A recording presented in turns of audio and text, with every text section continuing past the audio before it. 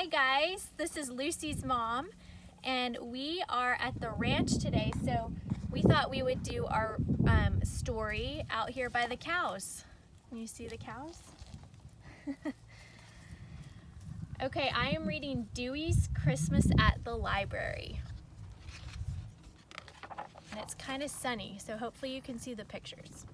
Snow and ice, twinkling lights, kids bundled up on a cold winter night. Hot chocolate and Santa Claus and decorations just right. In the small town of Spencer, Iowa, Christmas was everyone's favorite time of the year. Everyone, that is, except Dewey. Except Dewey read more books, the town's one-year-old library cat. Dewey, you see, was just learning about holidays. On Halloween, Dewey discovered candy.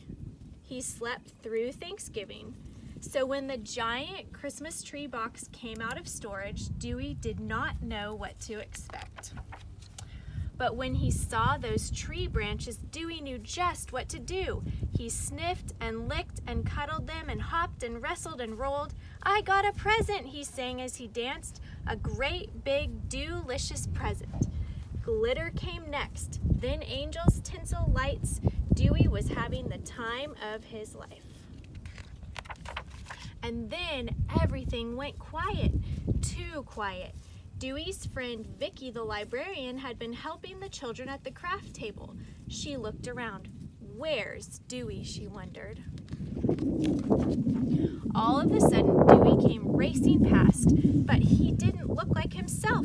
He looked like a great big marshmallow cat.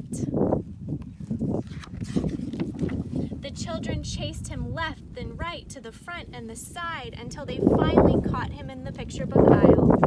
"Don't worry, Dewey," the oldest boy laughed. "It's just a paper bag." Dewey was free, but he was not happy. "Nasty bag monster," he thought, curling up in a wreath to lick his fur. But it was Christmas time. Excitement was in the air. Before he even finished licking his tail, something new caught Dewey's eye. "If I sneak," he thought, "and stretch and pounce, I think I can catch that skinny red mouse." Dewey swung on the end. The yarn bounced on his head. He chased and reached and pounced again. The ball tackled him instead. And the next thing Dewey knew, he was all tangled up in red yarn. "Dewey's funny," a little girl said. Dewey looked up. All the children were watching him, and behind them was a big, beautifully decorated Christmas tree. "Wowsy whiskers," Dewey thought as he looked at the tree. "It's Dew-rific, and it's all for me." All day, Dewey lay happily under his tree.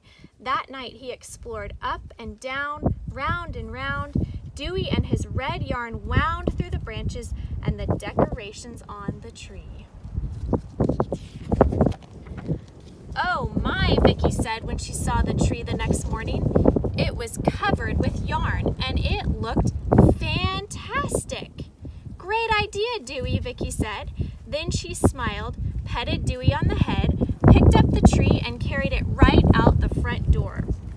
Trailing behind her like a lost kitten was Dewey's new ball of yarn. "But it's mine," Dewey thought.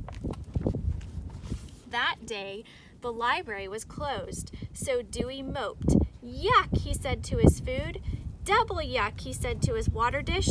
He pushed away his favorite toy. He ignored his bed. Christmas is lonely, Dewey thought, even with the wreaths and lights. Dewey was still curled up on the floor when the librarians came back Monday morning. First, they brought the stuffed cats.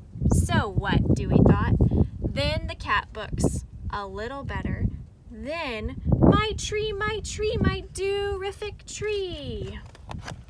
"We won first prize," Vicky said, pointing to the blue first place ribbon. "And it was all because of your yarn idea, Dewey." But Dewey didn't care about first prize. He was just happy to have his Christmas tree back. And he knew deep in his heart, the award wasn't all because of him. He had a little help. And now, Dewey wanted to share his delicious tree and his special first Christmas with all his friends too. Friends like you. And that's the end. Thank you, guys.